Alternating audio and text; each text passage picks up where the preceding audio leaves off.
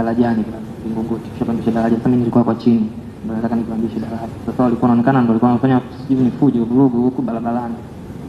Sasa wakati wametolewa na polisi huko kwa wanarudi huko mtaani.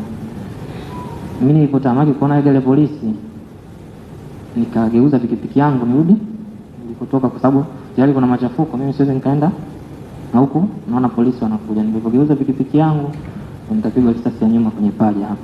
Hata nageuza sana nikapigwa risasi hapo, ikanikata mishipa ya damu.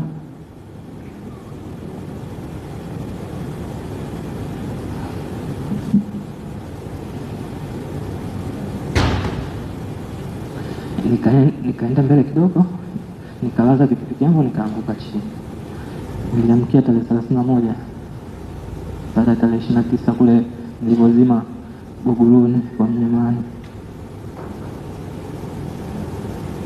Baada ya kuamka, emergency doctor akatokea na kuniambia, akaja akaniambia kwamba umekaa muda mrefu zaidi ya masaa 6 bila kufanyiwa matibabu na umekata mishipa ya damu, kwa damu nyingi imetoka.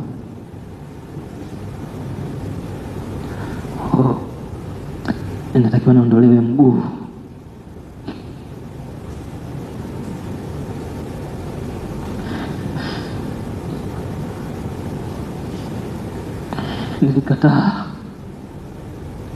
Nilikataa, nikamwambia hapana.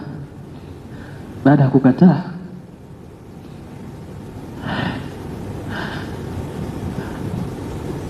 wakajaribu kunifanyia operation, kwamba kujaribu kama inawezekana nikapata matibabu. Sasa nikafanywa matibabu na daktari mmoja kwa jina nimemsahau, lakini nadhani ni mkurugenzi mkuu wa Muhimbili, Dr. Mishipa. Si ni mkurugenzi, nadhani ni kwa taarifa nilizoambiwa. Nikafanywa operation, nikaambiwa nibaki kwa masikilizo, tuone kama mishipa midogo inaweza kufanya miujiza ya maajabu ya kwamba naweza kusurvive mguu kabaki sawa au vipi. Nikakaa ndani ya wiki ya pili mguu kaanza kuharibika. Ukaanza kuharibika kuanzia chini, na risasi yake iliyopiga ilikuja kukaa nyuma ya mguu hapa kwenye kifungo hichi cha goti. Wakaanza kuharibika mguuni chini, baadaye wakaanza kuharibika hapa, wakaanza kuoza. Wakaniambia nisaini tena, niligoma, lakini walikuja madaktari wakanishawishi sana, ndio nikakubali kusaini kukatwa mguu.